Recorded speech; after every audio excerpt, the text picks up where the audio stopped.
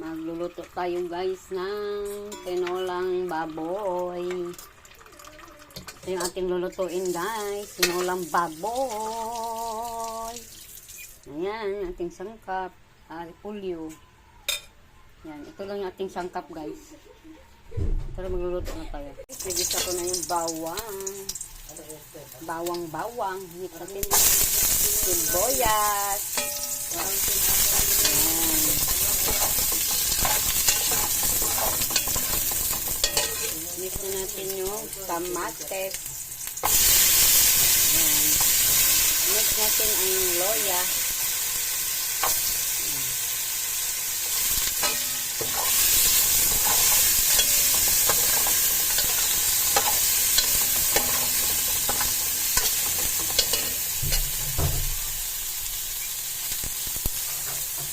Mix natin yung baboy.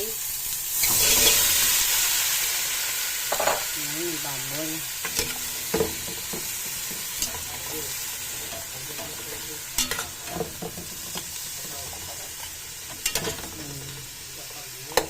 Baboy. Ayan.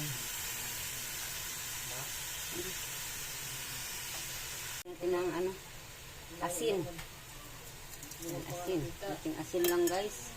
Tapos sabawan natin guys, sabawan. Ayan, ang ating sabaw.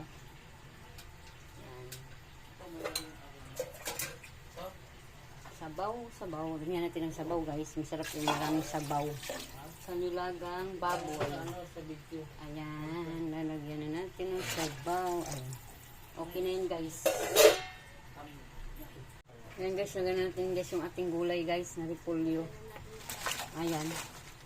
Ayan, ang daming gulay. Ayan, masarap talaga guys pag maraming gulay. Ayan. Lagyan na natin guys ang ating gulay.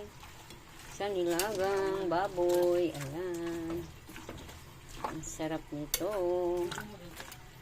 Ayan. Ayan siya guys. Ayan. Lagyan natin ito ng sabaw mamaya. Kasi masarap ito, maraming sabaw.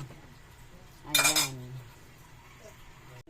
Lalagay na natin guys yung ating chili green at saka pork cubes. Lagyan natin yung pork cubes. Ayan. So lagyan natin siya ng buong paminta. Ayan. Buong paminta ilalagay natin guys. Ayan. Kunti lang. Ilang piraso lang. Hagot natin. Tignan natin tama lang lasa.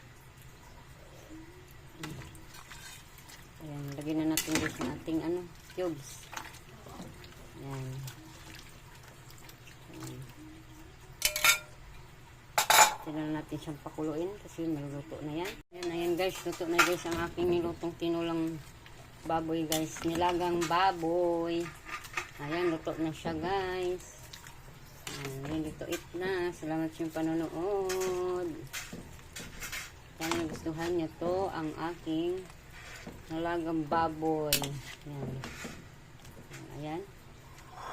Salamat panonood. Thank you for watching. God bless us all. Ayan. Kain tayo guys, kain.